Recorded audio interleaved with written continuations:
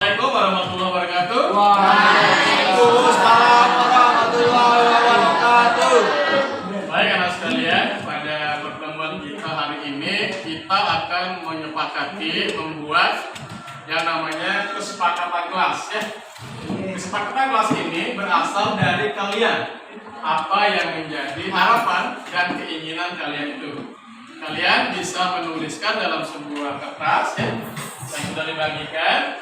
Nah, lalu apa-apa yang kalian tulis itu nanti kalian bisa menempelkan secara rapi di kertas yang sudah kalian persiapkan, ditulis dan bisa dirangkumkan bersama apa mau dituliskan. Nanti akan kita presentasikan. Kalau ada yang sama kita ambil satu ya.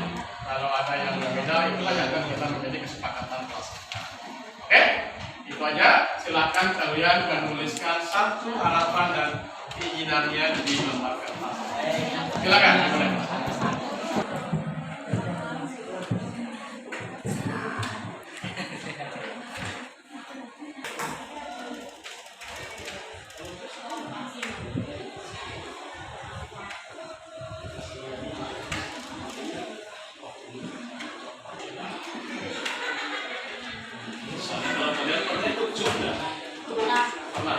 Karena bilangnya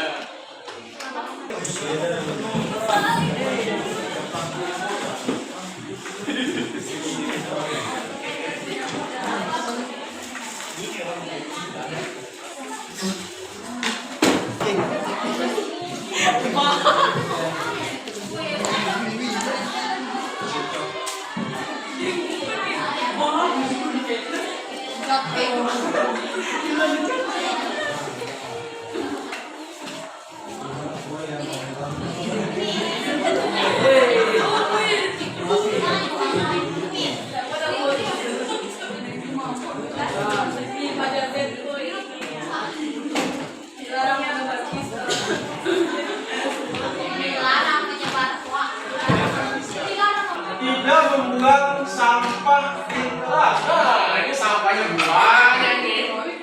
Ya. Mulai di hari besok, ini karena itu hari ini ya. Tidak boleh kelas IPA 2 ada banyak sampah di kelas. Sepakat ya? Bagus. Mengikuti pelajaran dengan baik dan selalu menghargai guru yang sedang mengajar. Bagus sekali ya. Ya, kemudian jangan buang sampah sudah. Tidak boleh mengganggu teman ketika sholat. Nah, ini berarti ada yang diajar teman.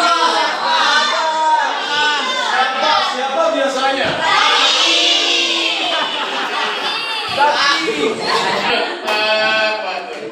Dilarang membuli, bullying. Dari sekian ini sepakat semua ya. Luar biasa, putaran dulu. Kalian kesepakatan kelas ini harus kita pegang bersama.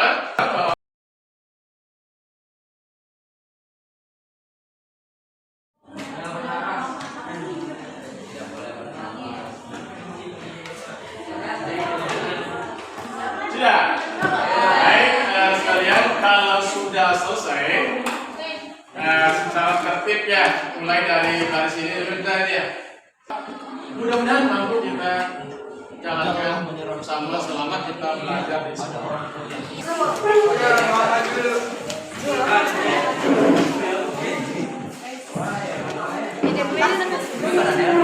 Sedikit. Yang rapi ya rapi.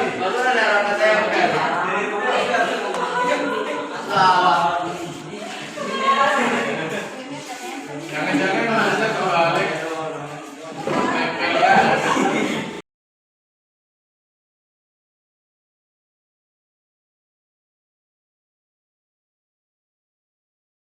alihi wa sahbihi ajmain. Allahumma salli ala sayyidina Muhammad wa ala ali Muhammad. Bapak Kepala Sekolah atau pejabat yang mewakili yang kami hormati, Bapak Wakasek yang kami hormati, Bapak Ibu Guru yang kami hormati. Alhamdulillah pada yang kedua menyanyikan lagu Indonesia Raya yang akan dipimpin oleh Ibu Sri Mulyati Hati. Yang ketiga, sambutan dari Bapak Kepala Sekolah atau pejabat yang mewakili. Selanjutnya penutup dan doa yang akan dipimpin oleh Bapak Ridwan SPD. Kemudian kita akan masuk ke acara inti, yaitu diseminasi modul yang akan disampaikan oleh CGP 1 Bapak Imam Gunawan, yang kedua dilanjutkan oleh Ibu Hajah Sri Wahyuni SPD, dan selanjutnya diskusi tanya jawab dan diakhiri dengan doa. Bapak Ibu yang kami hormati, marilah kita awali kegiatan kita ini dengan sama-sama melafazkan surat Al-Fatihah. Al-Fatihah.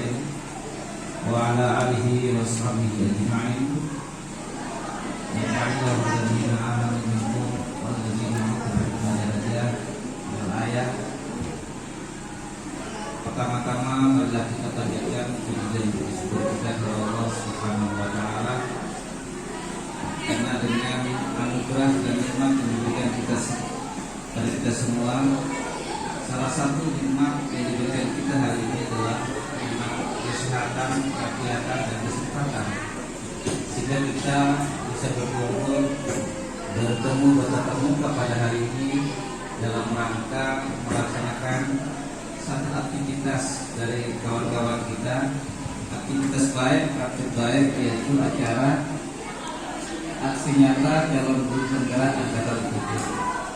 Alhamdulillah, ini salah satu program dari guru penggerak yang kita sama-sama bisa hadiri hari ini dengan ketulusan dan keikhlasan.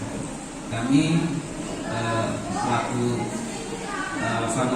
PRT di sini, ya, mengucapkan terima kasih atas kehadiran Bapak Ibu. Selanjutnya, salam dan salam kita aturkan kepada baginda Rasulullah Sallallahu Alaihi Wasallam, karena dengan risalah kenabian dan kerasulan beliau, alhamdulillah kita masih dalam keadaan iman, masih dalam iman Islam dan ihsan. Bapak Ibu yang kami hormati, Pak Wakasek, Bapak Koordinator Bapak Usaha yang kami hormati, ini kehadiran kita lebih kepada dan punya karena ada kesadaran kolektif kita hari ini dalam rangka untuk memajukan, salah satunya adalah bagaimana SDM kita di SMA Sekolah Nasabah menjadi lebih baik ke depan, ya.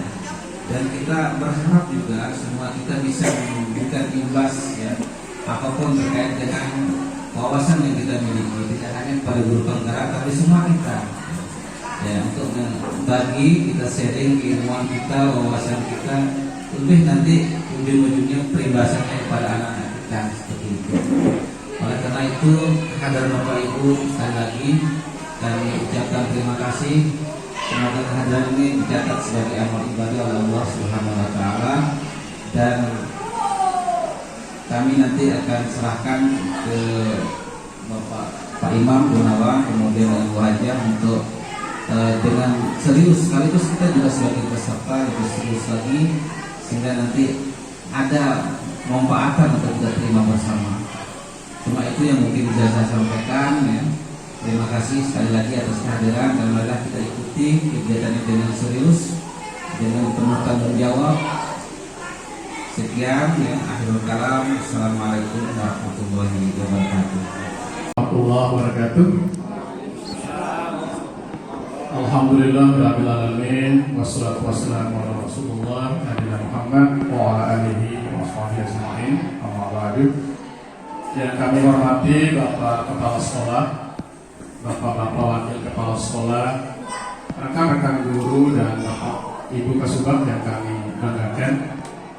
Alhamdulillah, puji syukur kita kehadiran Allah Subhanahu wa taala atas segala limpahan nikmatnya kepada kita semua, sehingga alhamdulillah pada pagi hari ini kita hadir bersama dalam rangka mengikuti kegiatan yang kita hajatkan, kita rencanakan, yaitu kegiatan aksi nyata dari kami calon guru penggerak Angkatan 7 Kabupaten Lombok Timur yang ada di SMA Negeri 1 Wanasaba.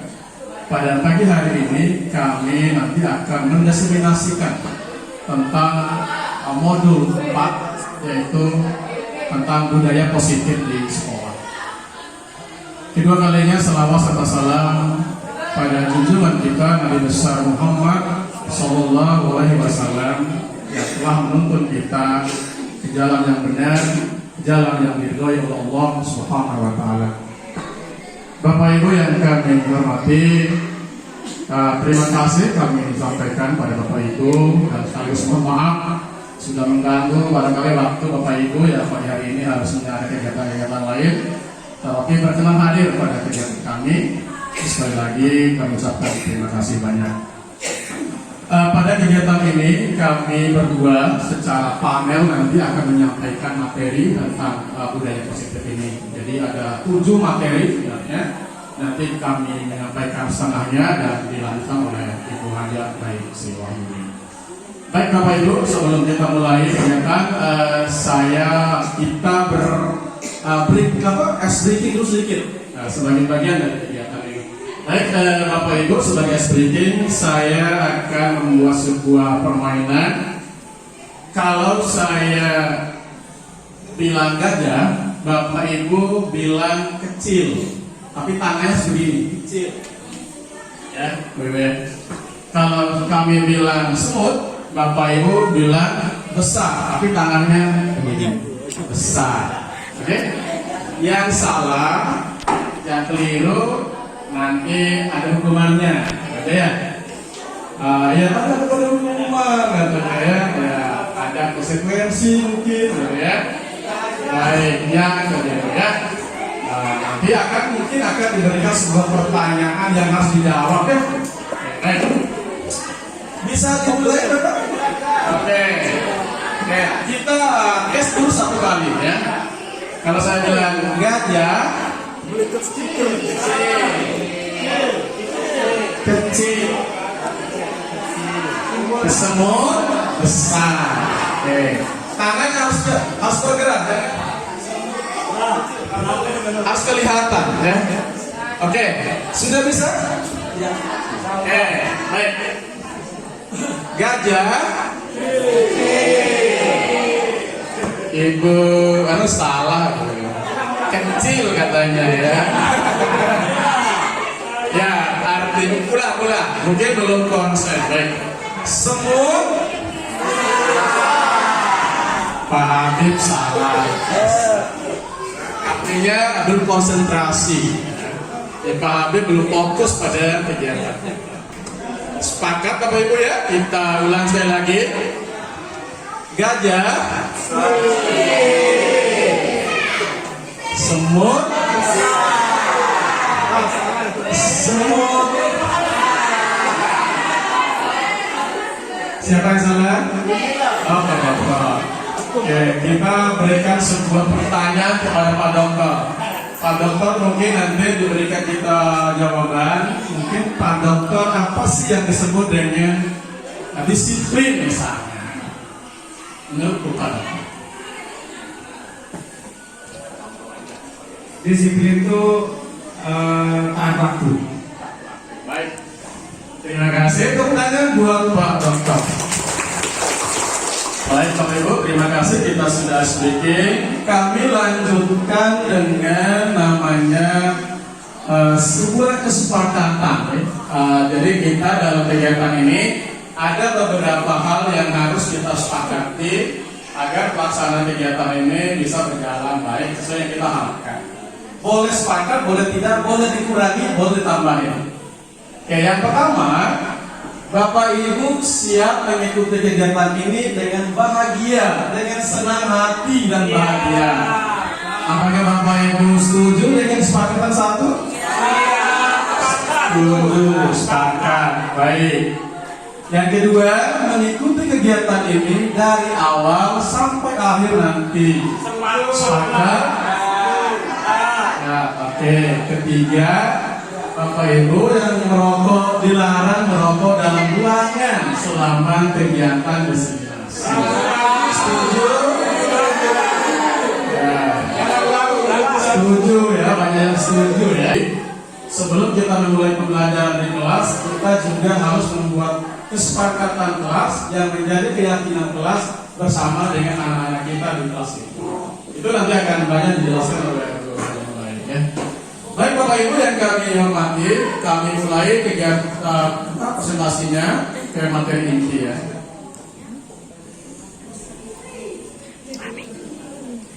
Baik Bapak Ibu, kami akan memulai dengan filosofi pendidikan menurut Ki Hajar Dewantara atau kita singkat KHD. Ya, KHD mengatakan bahwa tujuan pendidikan itu menuntut segala kodrat yang ada pada anak agar mereka dapat mencapai keselamatan dan kebahagiaannya yang setinggi-tingginya, baik sebagai manusia maupun sebagai. Ki Hajar Dewantara mengibaratkan pendidik itu seperti seorang petani atau tukang kebun, di mana anak-anak itu seperti biji tumbuhan yang disemai oleh Pak Tani ya, di lahan yang telah disediakan. Jadi kita ini ibaratnya petaninya, sedangkan anak-anak itu ibaratnya bibit yang akan ditanam. Sedangkan sekolah adalah tanah, tempat untuk bercocok tanam. Sehingga kita sebagai pendidik, guru perlu mengusahakan sekolah atau lahan tadi itu menjadi tempat yang aman, tempat yang nyaman, tempat yang menyenangkan bagi anak untuk tumbuh dan berkembang. Ya, kemudian kita rawat, kita jaga, kita lindungi dari hal-hal yang tidak bermanfaat atau mengganggunya sehingga perkembangannya bisa optimal. Jadi ini tugas kita tadi ibaratkan seperti seorang petani. Nah, bila biji tanaman yang ditempatkan di tempat yang subur dan mendapatkan sinar matahari yang baik, meskipun tanaman itu atau bibit tanaman itu kurang berkualitas, tapi karena mendapatkan perhatian, perawatan yang baik, maka dia akan bisa tumbuh dengan baik. Sebaliknya, meskipun biji tanaman itu bibit yang unggul, tetapi karena tumbuh tempat di lahan yang gersang, tidak dirawat dengan baik, maka pertumbuhan tanaman itu bisa tidak optimal, bisa tidak maksimal. Nah itu filosofi pendidikan menurut Ki Hajar Dewantara. Jadi dalam proses itu kita sebagai pendidik menuntun anak, ya anak diberikan kebebasan, kita sebagai pamongnya hanya mengarahkan, memfasilitasi, ya, membimbing supaya mereka tidak kehilangan arah atau tetap pada jalur atau pada rel-rel yang kita tentukan. Jadi tidak membahayakan dirinya. Karena satuan pendidikan itu adalah ruang berlatih dan bertumbuhnya nilai-nilai kemanusiaan yang dapat diteruskan untuk diwariskan. Anak adalah subjek pembelajaran, anak adalah pusat pembelajaran, bukan objek pembelajaran. Maka dikatakan bahwa pembelajaran itu harus berorientasi pada anak, bukan berorientasi pada guru. Karena tujuannya tadi adalah menghasilkan tanaman-tanaman yang subur, tanaman-tanaman yang optimal. Oleh karena itu, anaklah sebagai subjek pembelajaran, bukan objek pembelajaran. Baik Bapak Ibu, kami lanjutkan. Nah, salah satu tugas guru adalah menciptakan suatu lingkungan yang positif yang terdiri dari warga sekolah yang saling mendukung. Jadi kalau kita di sekolah itu, kita ini agar tercipta sebuah lingkungan yang menyenangkan, lingkungan yang aman, nyaman, harus saling mendukung, harus berkolaborasi, tidak saling menjatuhkan, tidak saling menjelekkan. Jangan kita ingin baik dengan menjelekkan orang lain. Jangan kita ingin maju dengan menindas orang lain, tetapi kita maju bersama, sukses semua. Nah itu kata kunci yang bisa kami ambil, bahwa untuk menciptakan lingkungan positif itu kita harus saling mendukung, saling belajar, saling bekerja sama, sehingga tercipta kebiasaan-kebiasaan baik di sekolah kita. Nah kebiasaan-kebiasaan ini akan menjadi karakter yang baik bagi warga sekolah kita, sehingga menjadi kebiasaan-kebiasaan itu, dan kebiasaan-kebiasaan itu terbentuk sebuah budaya positif di sekolah kita. Nah, Bapak Ibu yang kami banggakan, pada pagi hari ini budaya positif inilah yang akan kami sharing, kami bagi kepada Bapak Ibu apa saja hal-hal yang terkait dengan budaya positif itu. Baik Bapak Ibu, kami mulai di sini dengan judul budaya positif di sekolah. Apa sih budaya positif itu? Budaya positif adalah kebiasaan-kebiasaan atau perilaku positif yang disepakati bersama untuk dijalankan bersama dalam waktu yang sakral yang lama di sekolah kita. Kebiasaan-kebiasaan positif ini jika sudah berbudaya akan menjadi sebuah nilai-nilai karakter yang diharapkan dan akan terbentuk pada anak-anak kita. Kemudian budaya positif di sekolah merupakan nilai-nilai keyakinan dan kebiasaan-kebiasaan di sekolah yang berpihak pada murid. Jadi intinya adalah kita memandang murid itu sebagai manusia, memanusiakan manusia. Jadi tidak memandang murid itu sebagai objek, sebagai benda, tetapi kita memandang murid sebagai manusia yang punya kemerdekaan, yang punya kebebasan. Ya. Kemudian tujuannya adalah menjadikan murid-murid kita menjadi pribadi-pribadi yang kritis, pribadi-pribadi yang menghormati, menghargai dan bertanggung jawab. Ini tujuannya. Kita mulai dari yang pertama tentang perubahan paradigma. Sebelum kita masuk ke sana, coba Bapak Ibu siapkan sedikit kertas. Atau anggaplah Bapak Ibu menulis sesuatu di kertas, kalaupun nggak nulis ya, atau menyiapkan sebuah kertas, tulis sesuatu yang menurut Bapak Ibu sangat penting, sangat rahasia atau sangat berperan dalam kehidupan Bapak Ibu. Kemudian genggam kertas itu. Ini kita bermain untuk analogikan tentang bagaimana perubahan paradigma ini dan kaitannya dengan kontrol diri. Coba Bapak Ibu sobeklah secari kertas kecil, tuliskan benda atau sesuatu yang sangat berharga bagi Bapak Ibu. Anggap Bapak Ibu dan terlihat Ibu dan Bapak berteman berdua. Misalnya Pak Dokter dengan Pak Haid saling ini menulis sesuatu. Kemudian genggamlah kertas itu dengan sekuat-kuatnya. Sekuat-kuat Bapak Ibu. Oke Bapak Ibu? Sudah ya? Sudah ya? Oke. Oke, tulis aja. Nah ini bagaimana kita mensimulasi. Bapak Ibu boleh membukanya, boleh memegang sekuat-kuatnya. Terserah Bapak Ibu yang memegang tangan. Oke. Oke, sudah terserah mau diambil, mau dirayu, boleh. Silakan. Siapa yang rayu? Yang rayu yang membuka. Kalau yang modal itu nanti dia tergantung dia mau buka atau tidak. Pertanyaannya apa yang terjadi? Saya ingin ada yang membuka, ada yang diambil temannya dibuka tangannya. Udah ada. Kira-kira mengapa Anda membukanya? Kepala tangan Anda.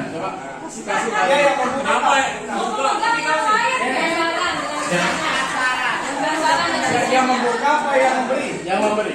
Kenapa Anda membuka tangan Anda?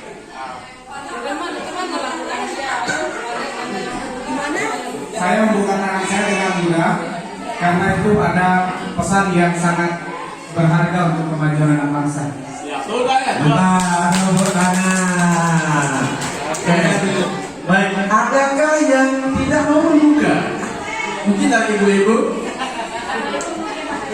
Bu Robi mungkin. Bisa diberikan komentar. Tidak mau membuka hati untuk yang lain. Tepuk tangan buat Gula. Baik Bapak Ibu. Oke. Pertanyaan ketiga, siapakah yang memegang kendali? Apakah kita atau yang merayu atau yang memaksa kita? Tergantung kita. Oke. Jadi pertanyaan ketiga tadi, siapakah sesungguhnya yang memegang kontrol? Tentu adalah kita. Oke. Jadi kontrol itu ada di tangan kita, di tangan. Jadi kontrol bukan di orang lain. Nah, dari simulasi inilah maka seorang ahli pendidikan yang namanya Dr. William Glasser dalam teori kontrol mengatakan meluruskan beberapa miskonsepsi tentang makna kontrol. Yang pertama adalah ilusi guru mengontrol murid. Jadi paradigma kita selama ini adalah guru mengontrol murid. Murid itu harus ikut sesuai kita, sesuai gurunya. Guru bilang A sudah begitu, tidak ada tawaran. Itu guru mengontrol murid. Pada dasarnya kita tidak boleh memaksakan murid untuk berbuat sesuatu sesuai keinginan kita. Murid berhak memilih apa yang dilakukan. Yang kedua, ilusi tentang kritik itu membuat orang merasa bersalah atau dapat mengeluarkan karakter. Penguatan positif atau rujukan dalam bentuk-bentuk kontrol. Segala usaha untuk mempengaruhi murid agar mengulangi suatu perilaku tertentu adalah suatu usaha untuk mengontrol murid. Kemudian ilusi yang ketiga adalah bahwa semua penguatan positif itu bermanfaat, efektif dan bermanfaat. Jadi menggunakan kritik dan rasa bersalah untuk mengontrol murid itu menuju kepada sebuah identitas yang gagal. Ini menurut Glasser tadi itu. Kemudian yang keempat, ilusi bahwa orang dewasa dalam hal ini adalah kita sebagai guru dan memiliki hak untuk memaksa murid misalnya. Bahwa sedangkan perubahan paradigmanya adalah bahwa perubahan perilaku memaksa tidak akan efektif untuk dalam berpanjang dan sebuah hubungan permusuhan akan terbentuk. Di mana seseorang bisa berubah dari paradigma lama, dari paradigma stimulus respon kepada pendekatan teori kontrol. Nah, bila kita ingin membuat kemajuan perlahan, sedikit demi sedikit, ubahlah sikap atau perilaku Anda. Ini kata Masterkan Kevin ya. Namun bila kita ingin memperbaiki cara-cara utama, maka kita perlu mengubah kerangka aturan kita, merubah paradigma kita dari stimulus kontrol, stimulus respon kepada teori kontrol. Nah, ini beberapa perubahan yang paradigma dari stimulus respon kepada teori kontrol. Yang pertama adalah menurut stimulus respon, realitas kebutuhan kita itu sama. Jadi semua orang itu dipandang sebagai sama saja. Kemudian, tapi teori kontrol memandang semua kebutuhan setiap orang itu berbeda. Maka dari teori ini maka muncul di dalam pembelajaran kita namanya pembelajaran diferensial. Karena setiap anak itu punya kebutuhan yang berbeda-beda, memiliki gambaran yang berbeda-beda. Setiap orang itu unik, setiap orang itu punya keunikan, punya kelebihan masing-masing. Tidak ada orang yang tidak punya kelebihan. Yang ada adalah setiap orang punya kelebihan yang berbeda-beda. Maka dalam teori kontrol adalah model berpikirnya itu adalah model berpikir menang-menang, bukan menang kalah. Jadi setiap kita itu punya menang-menang, tidak ada yang kalah. Betul, semua punya kelebihan.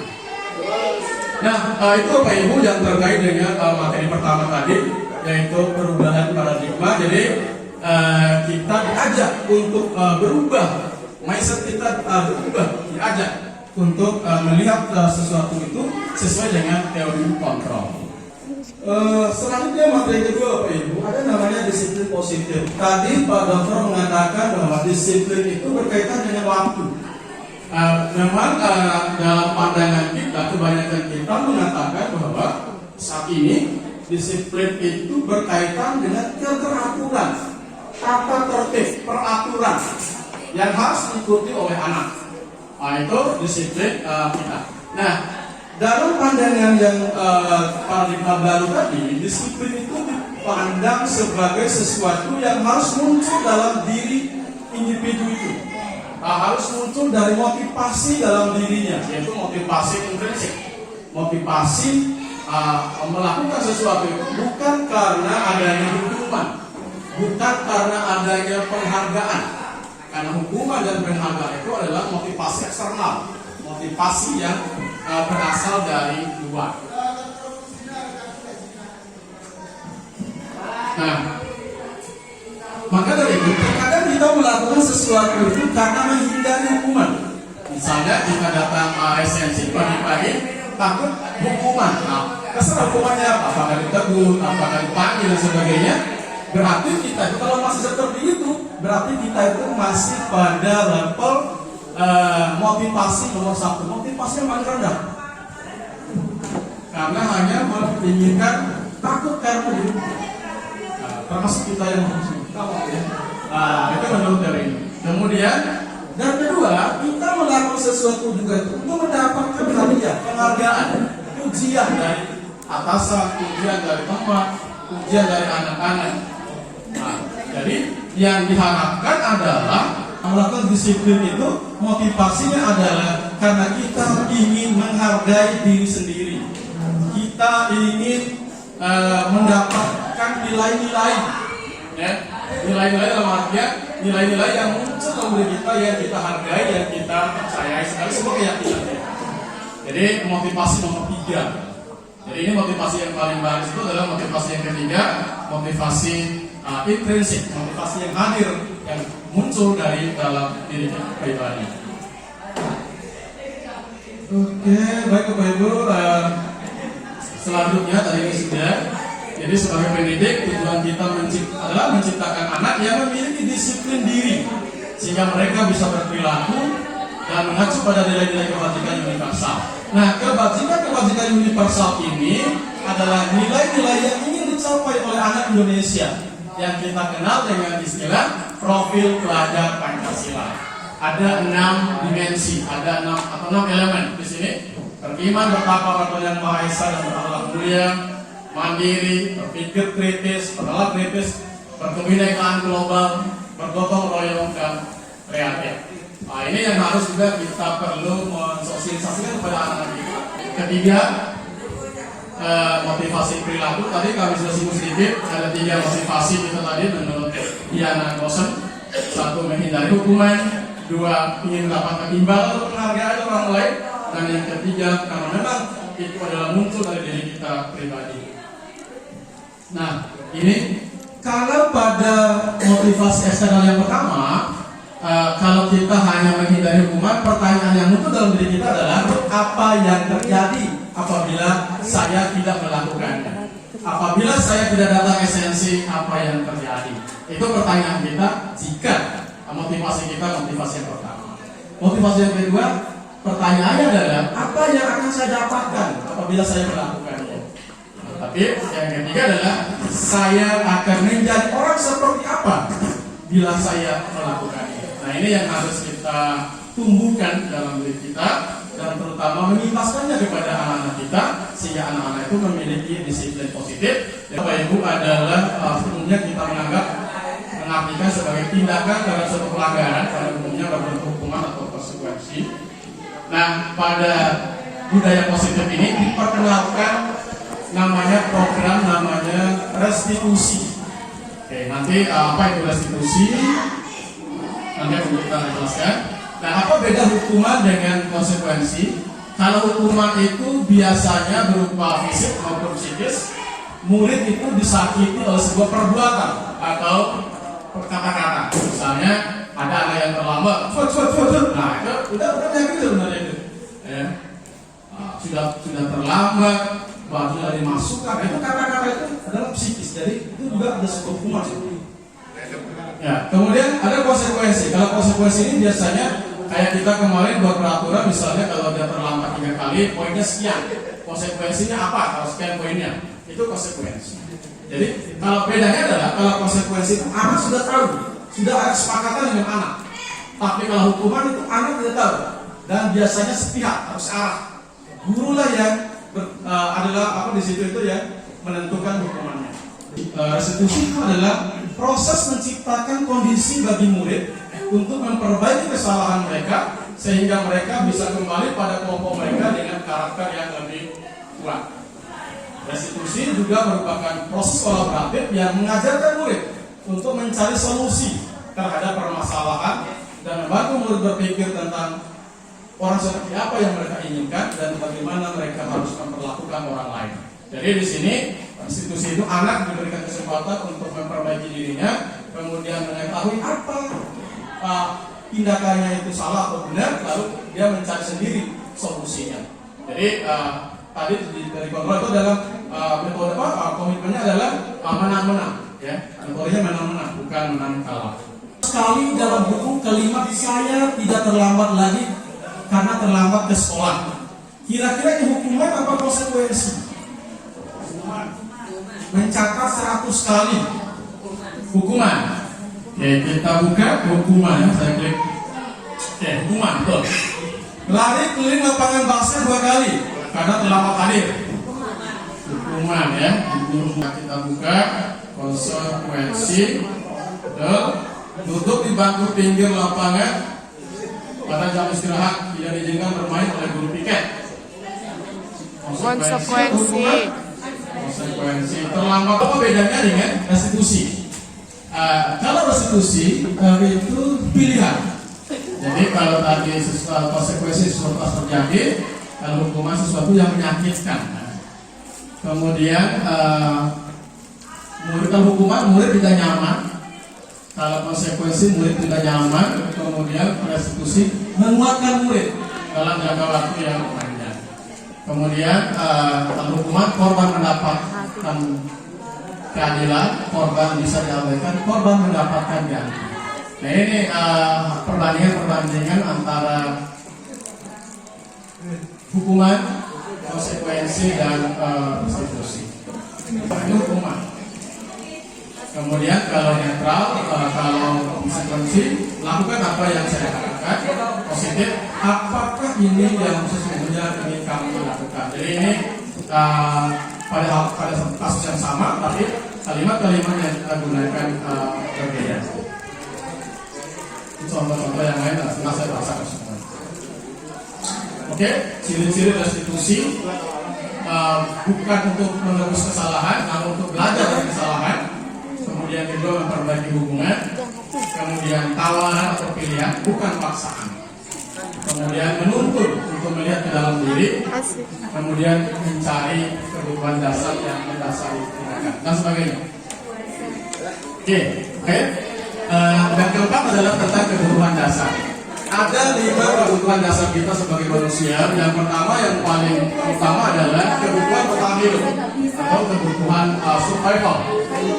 Kebutuhan untuk bertahan hidup. Yang kedua adalah kebutuhan kasih sayang dan rasa diterima, love and belonging.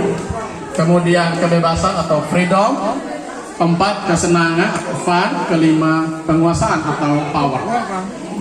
Karena pada dasarnya perilaku kita itu semua punya tujuan, baik perilaku baik perilaku yang disenangi, bahkan perilaku yang tidak disukai sekalipun itu juga punya tujuan.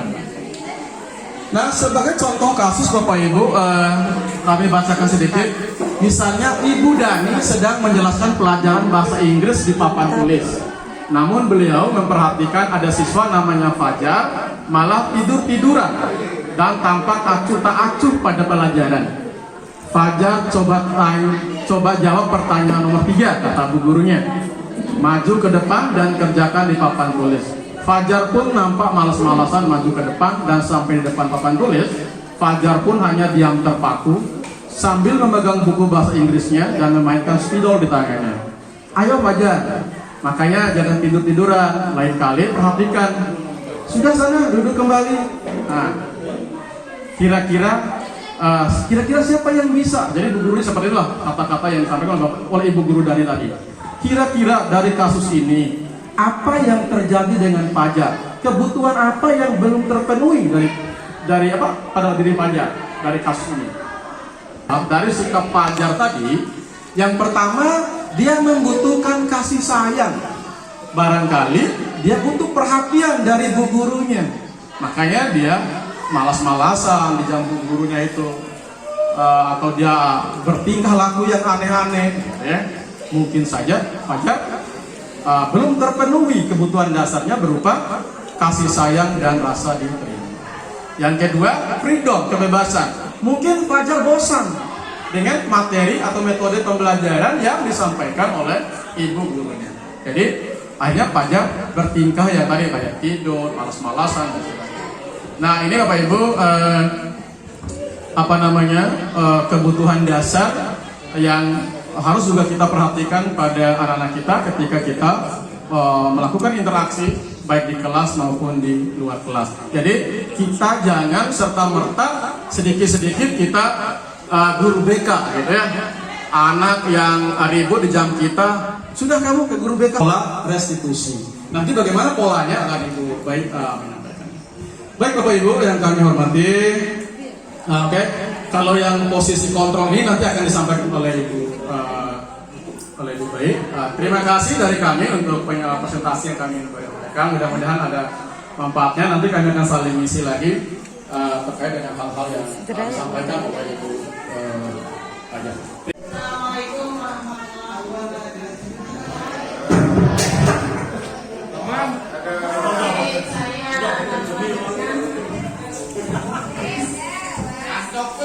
Saya akan melanjutkan materi yang sudah kami peroleh mengikuti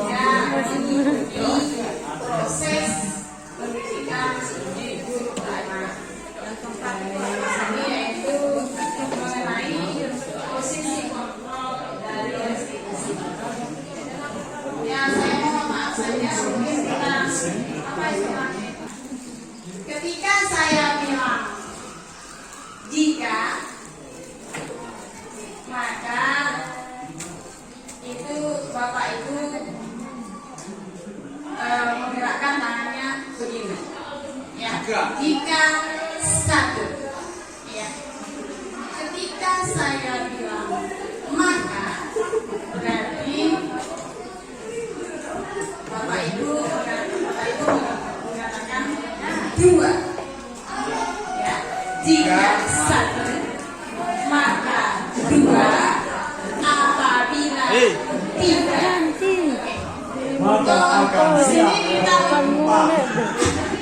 di sini kita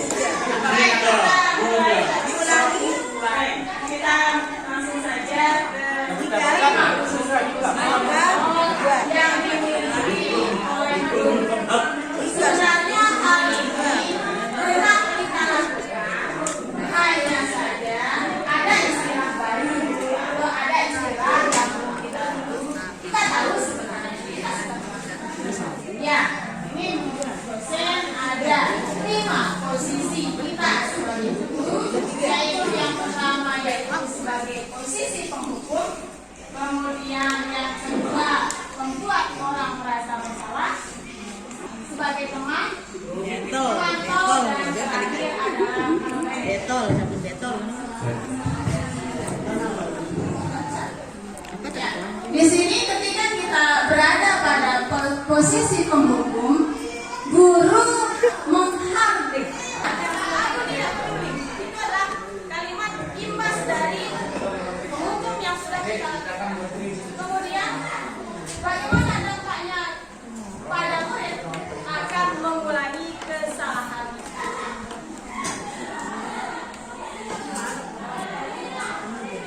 Kemudian nanti murid akan memposisikan kita kemana? Yaitu kita akan diposisikan berada di luar dunia yang dunia mereka, artinya dunia yang hebat. Berikutnya yang kedua yaitu membuat merasa bersalah. Kita bisa baca sepertinya di sini sudah ditampilkan sama guru imam bahwa guru akan apa yang dilakukan oleh guru? Apa yang kita lakukan? Akan berceramah mengatakan seharusnya kau melakukan. Ya, seperti itu adalah yang kita lakukan. Ketika kita berada pada posisi pembuat merasa bersalah. Kemudian bagaimana nanti itu? Bapak Ibu bisa membacanya. Bagaimana? Guru berkata, kemudian hasilnya menyembunyikan, menyangkal, berbohong. Kayaknya ini pernah juga kita alami gitu. Nah, kemudian bagaimana dampaknya ketika kita berada pada posisi pembuat orang merasa bersalah? Dampaknya adalah orang itu akan merasa rendah hati, merasa terpuruk. Itu adalah salah satunya. Kemudian bagaimana mereka akan memposisikan kita? Kita akan berada pada posisi dunia yang berkarakter. Di bawah Pak Guru yang ada? Tidak ada. Oh iya. Kita ditaruh pada dunia yang berkualitas ketika kita berada pada pembuat orang merasa bersalah. Berikutnya adalah sebagai teman. Ini sekali lagi saya bacakan kembali bagaimana dia. Jadi ketika kita berteman, kita membuat alasan-alasan untuk muridnya agar dia merasa nyaman. Begitu. Kemudian bagaimana hasilnya? Murid akan merasa akan ketergantungan dengan kita. Ketika kita tidak ada, murid itu tidak bisa mengambil suatu keputusan sendiri, sehingga kita akan diposisikan pada dunia yang sangat-sangat, artinya tanpa kita dia akan seperti itu tidak akan bisa mengambil suatu keputusan sendiri. Yang keempat yaitu sebagai pemantau. Di sini menghitung dan mengukur. Saya punya slide-nya tapi ini saja. Baik, untuk guru akan berkata apa peraturannya. Seperti tadi itu kan sudah disampaikan sama Pak Guru Imam. Ada istilah hukuman, konsekuensi dan satu lagi adalah restitusi. Yang terakhir adalah ini adalah posisi tertinggi yaitu posisi sebagai manajer. Di posisi sebagai manajer bahwa dia punya dasarnya itu adalah sebagai teman dan sebagai pemantau. Di sini ada dasarnya. Kapan dilakukan? Jadi suatu akan dilakukan. Itu ketika kita sebagai manajer. Nah, apa yang dilakukan oleh guru? Mengajukan pertanyaan-pertanyaan. Mengapa sih melakukan seperti itu? Kira-kira bisa diperbaiki tidak? Apa yang harus dilakukan? Seperti itu untuk posisi manajer. Kemudian adalah satu, posisi penghukum. Dua, posisi pembuat. Kita lihat sedikit penjelasan kaitan dengan 5 posisi kontrol. 4, posisi pemantau atau monitor. Dan 5, posisi manajer. Untuk lebih memahami kelima posisi tersebut, mari kita saksikan kasus Naren yang terlambat hadir 20 menit di sekolah dan melihat bagaimana kelima posisi kontrol dalam menghadapi masalah tersebut.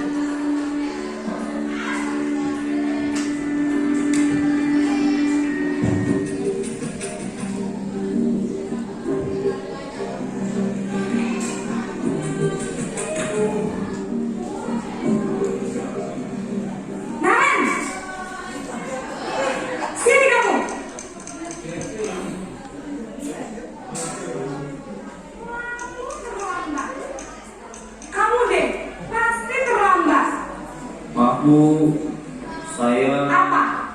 Apa coba? Alasan kamu apa lagi? Kapan sih kamu tidak terlambat? Malas sekali ya kamu jadi anak. saya Dasar pemalas. Gak kapok-kapok sih kamu. Sudah berapa kali kamu lari-lari? Sana. Kamu keliling lapangan basket 2 kali. Ini posisi udah kita ada yang gini ya. Yes. saya harus melepaskan Bu. Kenapa? Kamu melawan ibu? Berani-beraninya jawab. Sudah terlambat, masih berani jawab pula. Sekarang, keliling lapangan basket 5 kali sekalian. Biar kapok. Cepat. Pergi sana ke lapangan basket. Menghadapi, mengabdi, memberi petunjuk, menyakiti, dan menyindir. Hukuman berupa fisik maupun psikis. Ibu dan bapak guru hebat dapat terjadi pada murid ketika guru berada pada posisi terlibat. Hah? Ya. Selamat pagi Bu. Naren, kenapa terlambat? Hah? Kamu senang ya? Kalau kamu terlambat lagi, nanti ibu yang ditegur bapak kepala sekolah. Nak. Disangka ibu tidak bisa membina kamu. Gimana ini? Apa ini nak? Terlambat lagi saya. Ibu.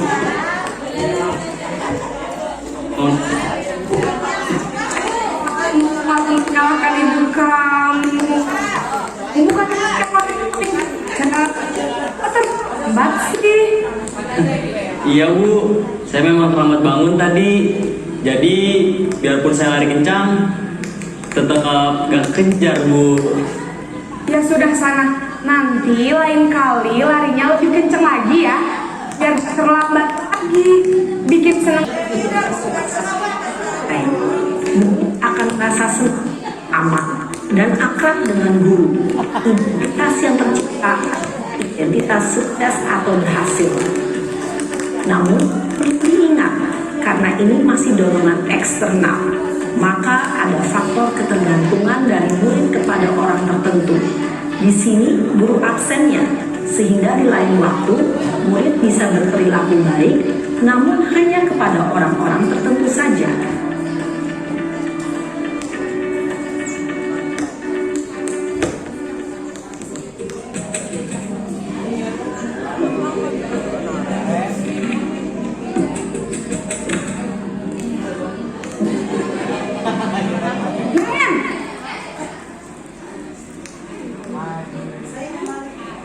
Selamat pagi Bu. Naren, apa peraturan sekolah kita tentang jam berapa kita harus masuk sekolah, nak? Kita harus di sekolah jam 7 Bu. Iya betul, sekarang sudah jam 7.20. Naren sudah tahu konsekuensinya jika terlambat hadir. Paham Bu. Saya harus tinggal kok pas jam istirahat selama 20 menit.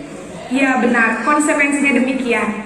Jadi nanti jam 9.30 pas istirahat, kamu harus tinggal di kelas. Kerjakan tugas tambahan untuk ketertinggalan kamu, ya?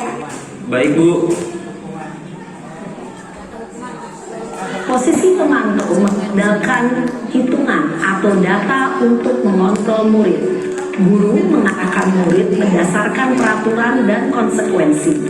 Seorang pemantau menunjukkan bahasa tubuh dan ekspresi wajah yang datar dan Naren! Aduh, saya lagi. Selamat pagi Bu. Selamat pagi Naren. Maaf Bu, saya terlambat. Iya, sekolah masuknya jam 7, sekarang sudah jam 7.20. Jadi sekarang bagaimana? Maaf Bu, saya lupa setel alarm saya semalam. Baiklah, menurut kamu, kira-kira sekolah yang mana yang perlu kamu tingkatkan? Menghargai diri sendiri dan Jadi, apakah Saya meyakininya. Apakah Naren bersedia memperbaiki masalah keterlambatan ini? Bersedia, Bu. Bagaimana kamu akan perbaiki masalah keterlambatan ini? Saya akan coba untuk tidak lupa menyetel alarm saya, Bu. Baik, kalau Naren lupa menyetel alarm di rumah, ada orang yang kira-kira bisa bantu mengingatkan tidak? Yang mungkin perlu dilakukan, Naren, agar tidak terlambat bangun lagi. Tidak ada, Bu. Baik, Naren, terima kasih untuk kerjasama kamu. Sekarang kamu perlu kembali ke kelas untuk belajar. Baik, Bu. Terima kasih. Posisi manajer adalah posisi kontrol yang disarankan untuk membimbing murid memiliki sikap disiplin yang positif, yaitu murid yang mandiri, bertanggung jawab. Dari video itu kita berada di mana? Kalau saya sendiri, saya pernah berada di posisi penghukum. Tetapi kan sekarang posisi penghukum itu diusahakan tidak dilakukan. Jadi yang lebih tinggi karena itu adalah yang negatif, sehingga kita diusahakan adalah untuk yang lebih tinggi itu yaitu sebagai posisi sebagai manajer, karena di sana itu sudah memiliki dasar, yaitu dasarnya sebagai posisi ada posisi teman, kemudian sebagai pemantau. Ya, itu yang dari tentang restitusi. Kemudian kita akan lanjut ke bagian berikutnya, yaitu tentang keyakinan kelas.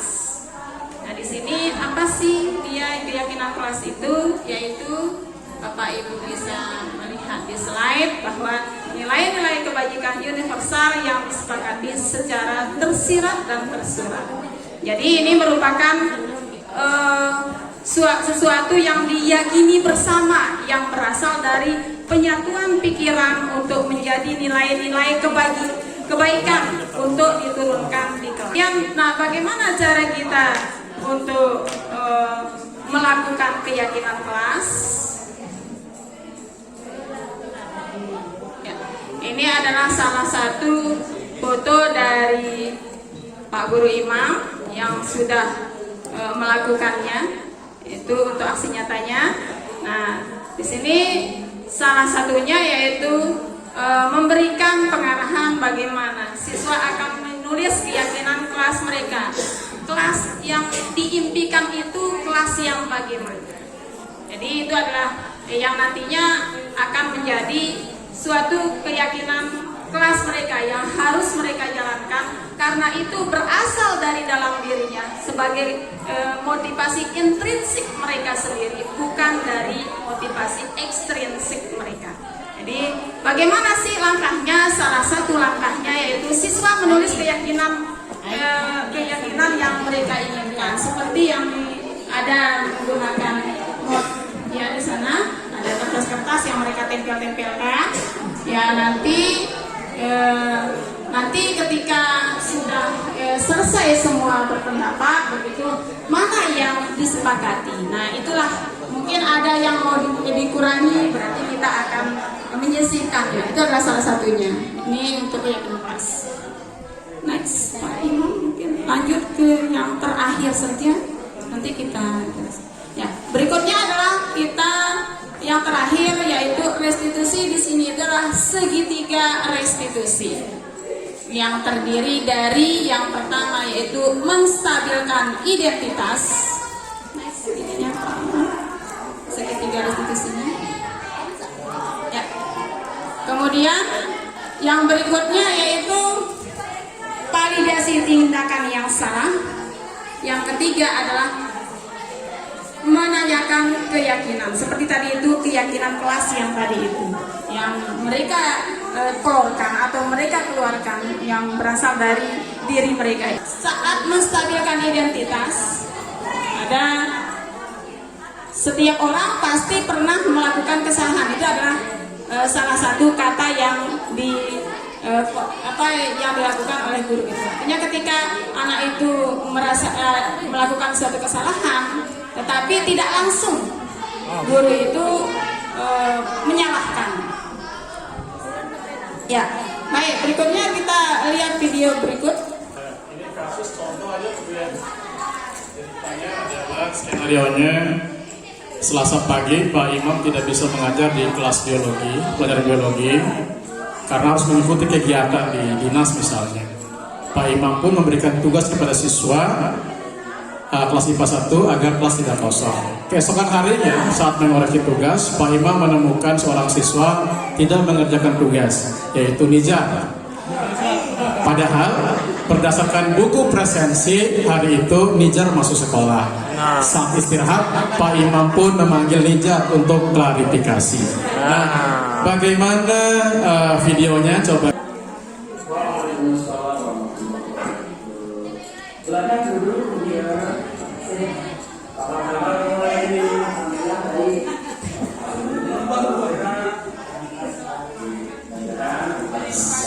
Kurang jelas.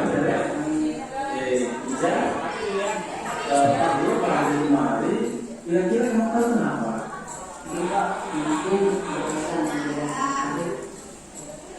Ya benar. Tapi kalau kamu masuk kan? Tapi saya tidak mau jelas. Ya, semua orang pernah melakukan kesalahan. Kamu sudah pindahkan untuk melakukan itu tentu kesalahan. Kira-kira kenapa tidak dilakukan? Kemarin saya capek dan mengantuk. Soalnya malamnya saya mungkin sudah malam. Karena sampai jarang saya mengantuk. Kamu masih ada yang 16? Kalau masih ingat, kira-kira yang kamu lakukan ini sudah sesuai dengan waktu. Kira-kira proses mana?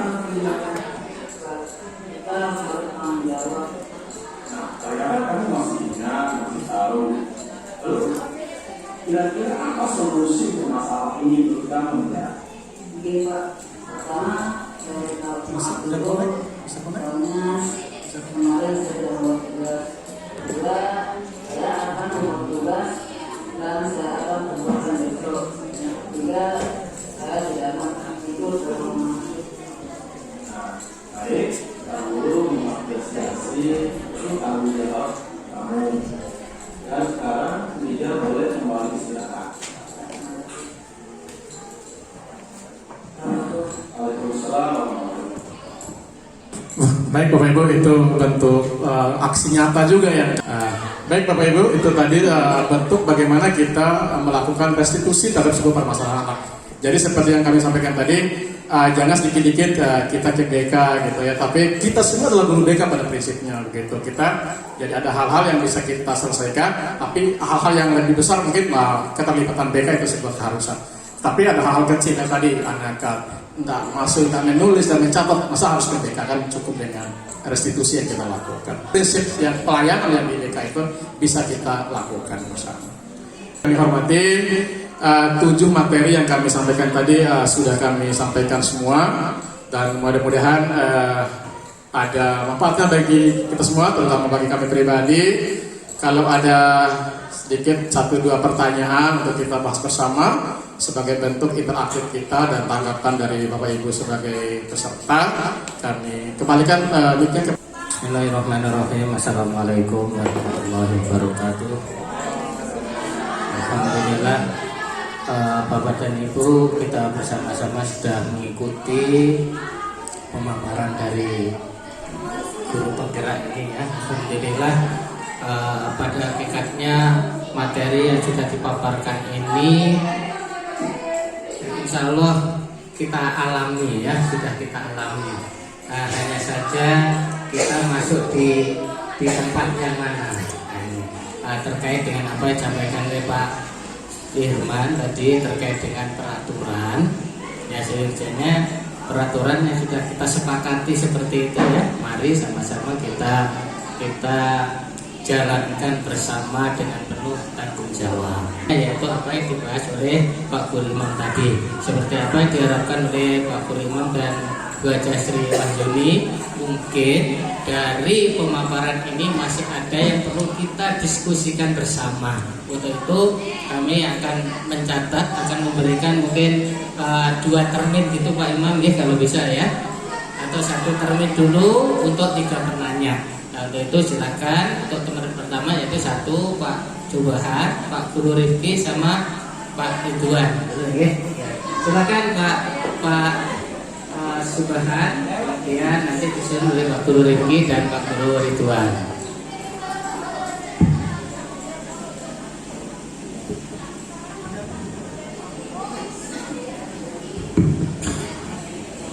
Terima kasih kesempatan memberikan. Assalamualaikum warahmatullahi wabarakatuh. Kaitannya dengan yang terakhir tadi tentang restitusi, yang mana kita jelaskan juga kita dengarkan tadi. Jadi tiap-tiap kelas itu sepertinya ada celah atau kemungkinan membuat suatu katakan aturan atau kesepakatan sendiri misalnya yang wali kelasnya. Nah sementara ada aturan ya di tata tertib sekolah kita. Nah sekarang umpamanya ada kebijakan atau kesepakatan yang dibuat oleh kelas yang sangat jauh menyimpang dari apa yang ada di tata tertib sekolah. Nah bagaimana ya supaya antara kesepakatan yang ada di kelas yang sudah tentunya dibuat oleh wali kelas, terutama ini pengalaman yang ada sekarang ini, kadang-kadang jauh ya yang ada dengan aturan di sekolah. Mungkin hanya itu dulu pertanyaan kami. Terima kasih. Assalamualaikum warahmatullahi wabarakatuh.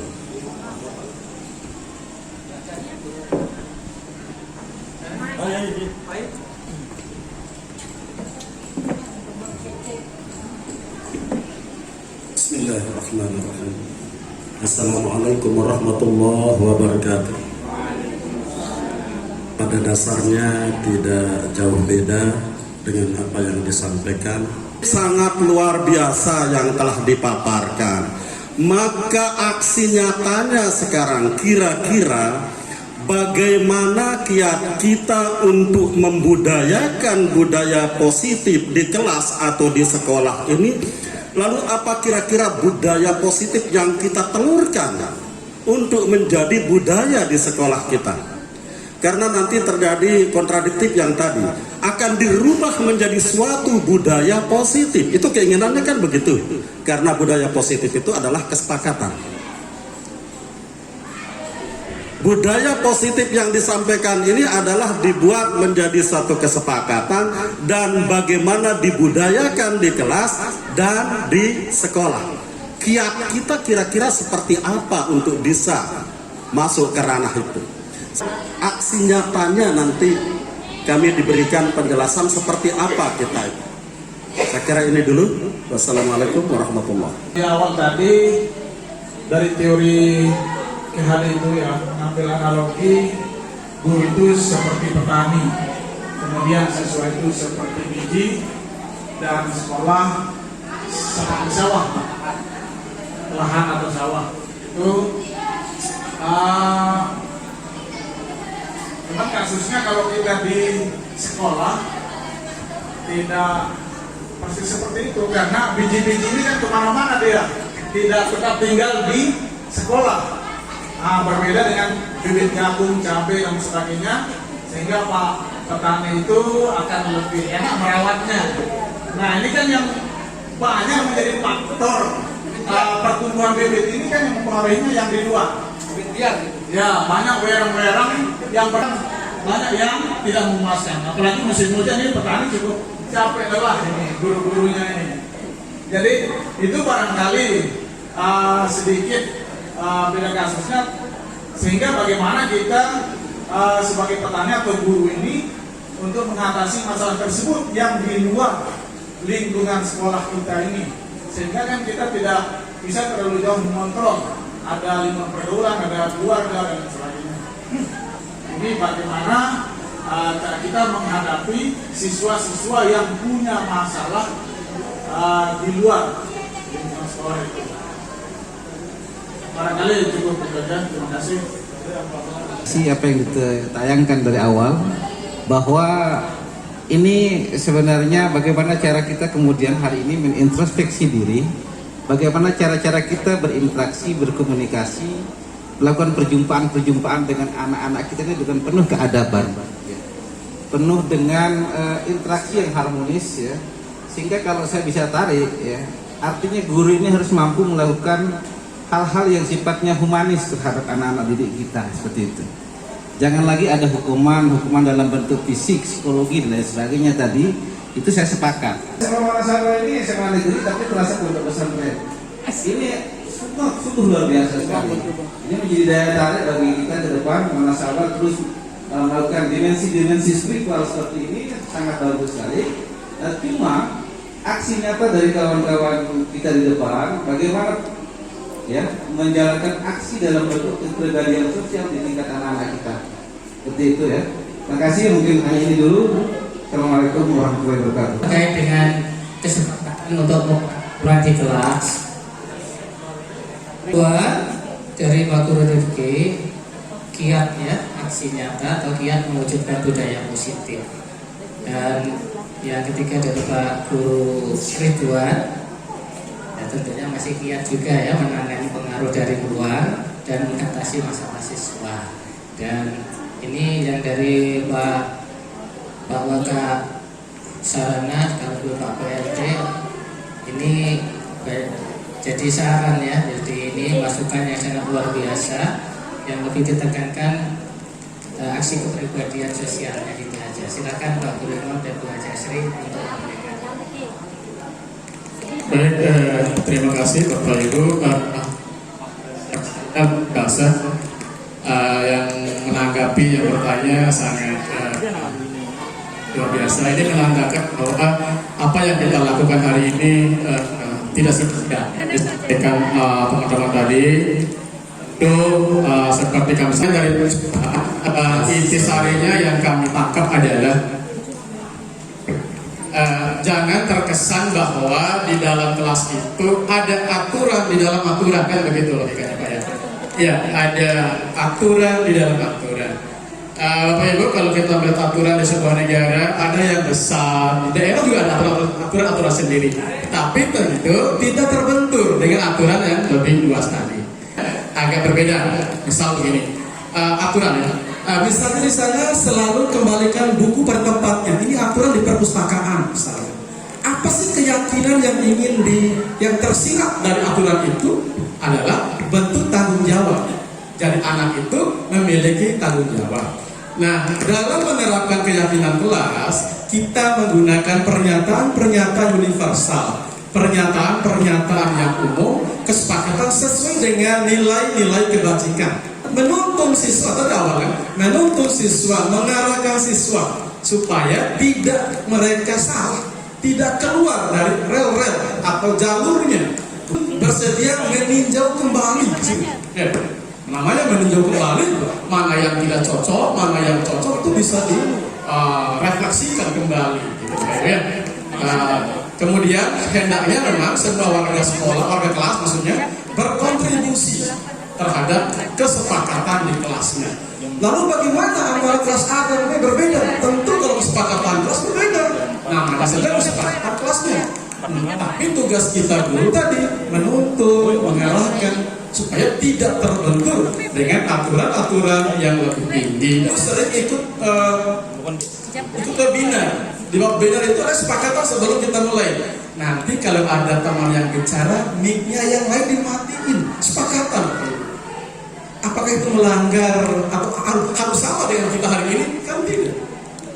Tapi saat itu, itulah kesepakatan. Disepakatilah oleh semua peserta yang mengikuti seminar itu. Tadi di awal saya membuat kesepakatan dilarang merokok di dalam ruangan.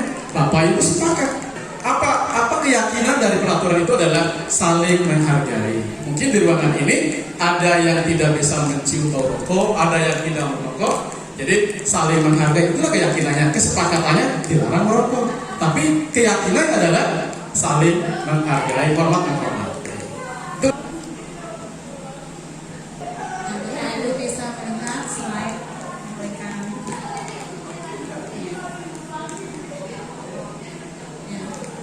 Di sini ada peraturan kelas, artinya begini.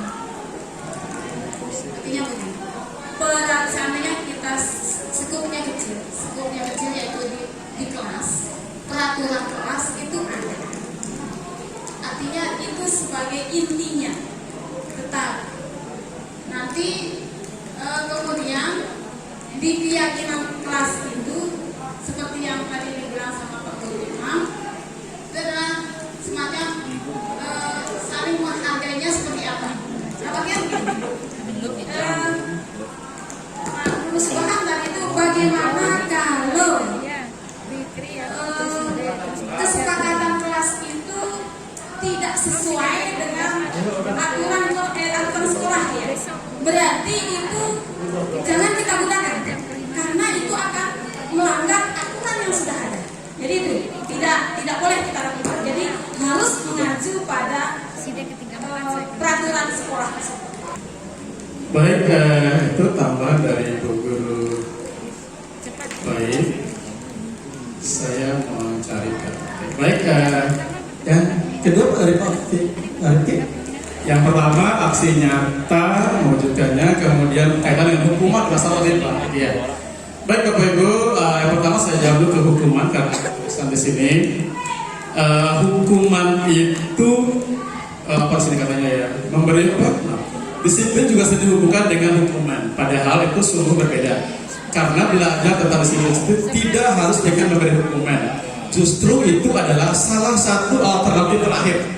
Jadi hukuman tadi dengan posisi manajer kita menyelesaikan masalah dengan menyelesaikan masalah dengan pemecahan masalah, menang-menang itu yang diharapkan. Tapi bukan berarti juga hukuman tidak bisa dilakukan. Tapi di sini pilihan terakhir, bila perlu jangan dilakukan. Tapi kita harus melalui dulu dengan tahapan-tahapan restitusi untuk menyelesaikannya. Apakah restitusi tidak menyelesaikan masalah? Coba dulu. Kalau ada cara pemecahan yang lebih baik, kenapa harus hukum? Jadi jangan sedikit-sedikit kita ingin menghukum orang kan gitu. Kita intinya adalah seperti bilang Pak Wakafa tadi, budaya positif ini adalah memanusiakan manusia, memandang manusia itu sama dengan kita. Jangan memandang manusia sebagai benda, sebagai objek, tapi subjek. Jadi mereka punya hak yang sama dengan kita, hak untuk merdeka, hak untuk bahagia, hak untuk bertahan hidup, hak untuk senang-senang, sama dengan kita. Jadi kita melihatnya dulu seperti itu. Karena memang tadi di teori kontrol adalah memandang setiap kita itu berbeda. Jadi jangan kita memandang orang sama dengan memaksakan orang itu sama dengan kita. Kaitan dengan yang kedua, bagaimana aksinya atau kiat-kiat yang terkait dengan mewujudkan budaya positif di sekolah. Bapak Ibu, tadi di awal dikatakan bahwa untuk mewujudkan budaya positif di sekolah harus ada kolaborasi semua warga sekolah, bahkan dengan orang tua sekolah, orang tua siswa. Karena memang untuk mewujudkan kaitan dengan bahwa sampaikan oleh Pak Ridwan tadi, bahwa bagaimana kalau anak itu keluar dari sawah itu, dari sekolah itu. Nah, pendidikan itu bukan tanggung jawab guru seorang, Bapak Ibu, tanggung jawab orang tua. Jadi orang tua yang lebih tahu.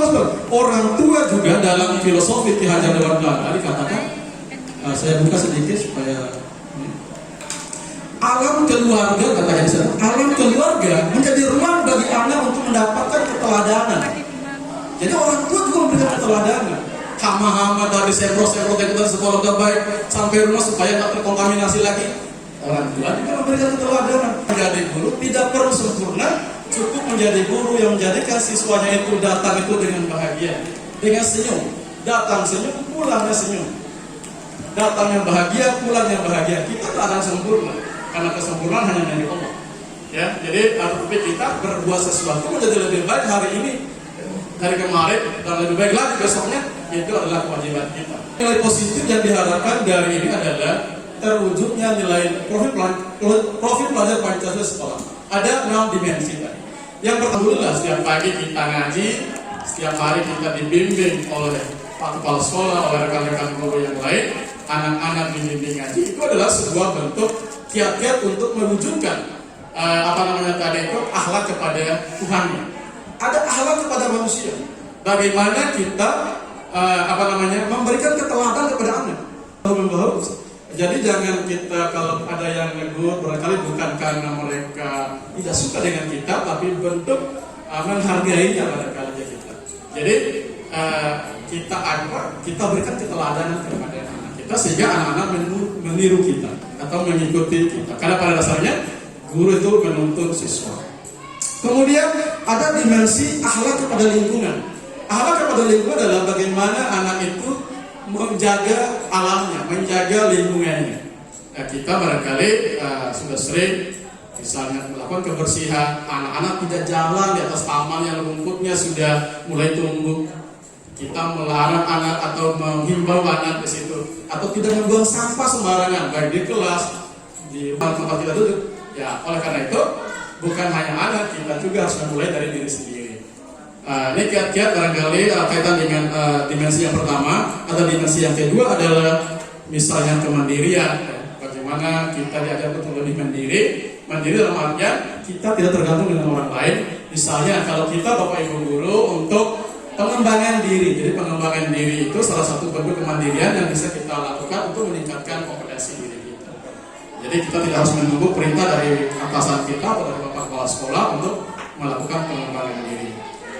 Kemudian dari Pak Gus Ismail, ya betul sekali bahwa sekali lagi kami sampaikan bahwa kita memanusiakan manusia menjadi guru yang humanis, guru yang menghargai satu sama lain, guru yang menjadikan siswa-siswanya ini siswa yang bahagia, siswa yang senang datang ke sekolah. Ya, bukan dia datang ke sekolah itu karena takut atau karena hukuman kita, tapi betul-betul karena motivasi dari dalam dirinya, atau yang tadi kita sebut motivasi intrinsik. Baik, itu sedikit tambahan atau tanggapan kami, kurang lebihnya dari kami. Demikian Bapak dan Ibu guru, mengingat waktu, ya ini nanti kalau ada hal-hal yang perlu kita diskusikan langsung kepada beliau berdua. Nah ini lebih mengena, dan ini kita topiknya budaya positif. Ini sudah yang kita lakukan ini salah satu bentuk untuk berbudaya positif. Nah, positif keduanya jangan lupa kita di sini masuk kelas. Nah, demikian untuk tanya jawab kami akhiri sampai di sini. Selanjutnya saya serahkan kepada pembawa acara. Assalamualaikum warahmatullahi wabarakatuh. Ya, kita tutup. Bapak Ibu, terima kasih atas perhatiannya. Mohon maaf atas kekurangannya. Billahi taufiq wal hidayah. Wassalamualaikum warahmatullahi wabarakatuh.